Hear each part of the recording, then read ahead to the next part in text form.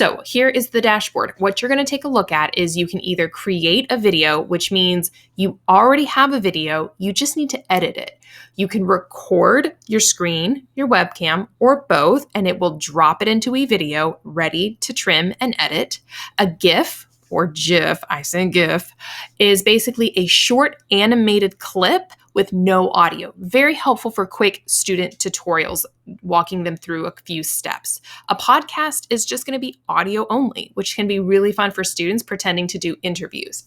I'm going to go ahead and tap on video and pretend that I already have recorded what I need. I'm going to select Start Editing with a New Project. And this is the dashboard. I'm going to go ahead and tap here in the upper left corner so that I can just rename my video to something more important. So maybe something about my content coming up or the topic that I need. Here I can see all of the different media that I have access to. I have created these folders just to keep this organized. To create a new folder, simply right-click in the gray area and tap New Folder. Really helpful once you start making a lot of videos. If you have a video or you have some photos, you have some audio, something that you would like to start editing and playing with, you're going to tap on the import option. Here you can drag and drop from your computer. You can import from Drive, Dropbox, Facebook, Insta, wherever you would like to pull your media from. It may take a few minutes once it's imported, but it'll look kind of like these clips right here when you're ready to go. You can also start instantly recording. So I can choose webcam, screen, or both as well. And then narrate is just if you'd like to add some voiceover or even some audio. If you have something that you would like to drag and drop down, let's say I'm going to drop this picture. So I'm going to click and drag that to the second row. This second row, think of this like your main media. This is where all of your videos are going to go. This top row is where I like to add text and maybe some annotations. So if I would like to add a title on top of my clip so the students know the topic or the objective, I'm going to tap on the text menu here located at the top. If you tap on any one of these, you'll get a nice little preview so you can see which options that you like. And when you find one that you like, you'll simply click and drag right on top of your media. So now when I hit play, the text is on top.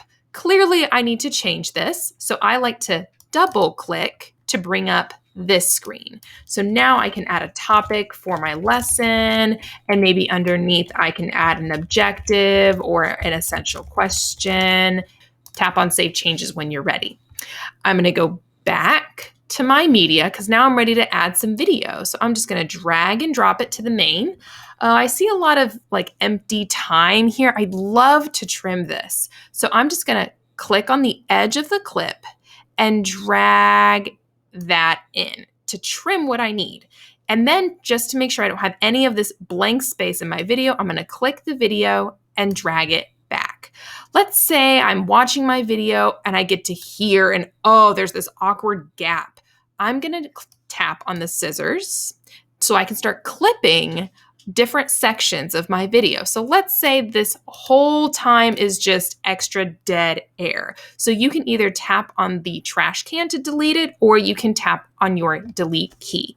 Again, click and drag any clips so that they're snug right next to each other so that when you hit play, again, there's just no gaps at all. You also have call outs. Call outs are helpful. Let's say if you want to box something on your video, like, hey, look here. So double click and you can change to red. You can change the keystroke and make it look a little bit smaller. And then I can maybe shrink that up a little bit. And then tap on Save Changes. You also have text boxes and circles that you can play with as well. Stock media is a great place to look for something in case you need it. So let's say I need a math introduction. Ooh, I really like this one. I'm going to use that instead. So I'm going to take my pirate ship and hit the delete key and maybe drag this in. Here you can see that WeVideo has put a yellow box, and you're going to see I can either insert and push all the clips forward, or I can trim to fit the space that I need. And Now that looks a little bit nicer. So if you find media that you're like, man, I love that, I'm going to use that a lot, put a little heart by it so that when you're ready, you can filter down to find the exact ones that you like. Audio is a fun place if you'd like to add a little bit of background music. So when you add audio, that's in the background of your video. So that goes on the very bottom row here. So I'm just going to trim and drop that volume. I like to hover somewhere around 5 to 6%. So it's low enough that it's nice, but not so loud that it drowns out your content. When you're ready, you can tap on the finish button. Give it a nice title and rename if you need, standard or high definition quality.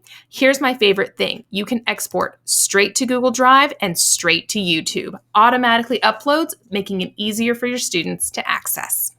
Tap on export, your video will be ready within minutes.